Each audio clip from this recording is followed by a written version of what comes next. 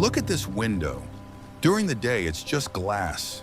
But at night, it becomes a mirror. Same piece of glass, same physics. So why does it behave like two completely different objects?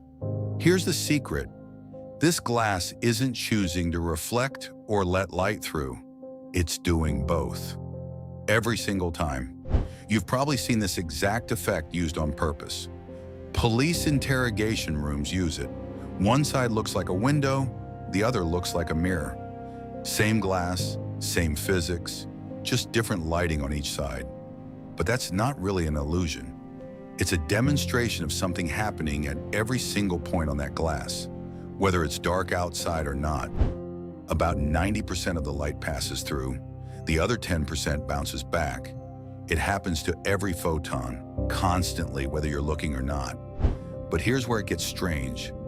Ask which path a single photon actually took, reflected or transmitted. And the question itself breaks down. Because at the quantum scale, a photon doesn't pick one path. It behaves as if it took both at the same time. This is the same mystery behind the most famous experiment in physics, the double-slit experiment. Physicists have run this exact test with single electrons, one at a time, for over a century now. Same result every time. Fire a particle at two slits without watching which one it goes through, and it acts like a wave passing through both. But the moment you measure which slit it used, the wave collapses. It picks one. Just like that. Nobody fully agrees on why.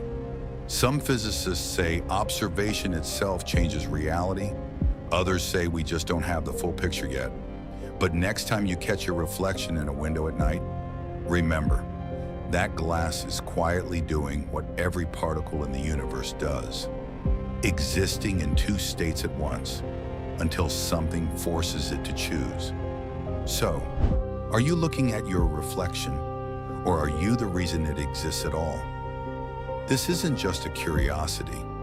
Some physicists think understanding this exact question, what actually counts as an observation, could be the key to building the next generation of quantum computers.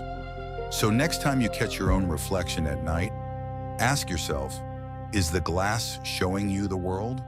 Or is it just waiting for you to decide what it is? If this messed with your head a little, subscribe, because next week we're going even deeper into the experiment that made Einstein himself uncomfortable.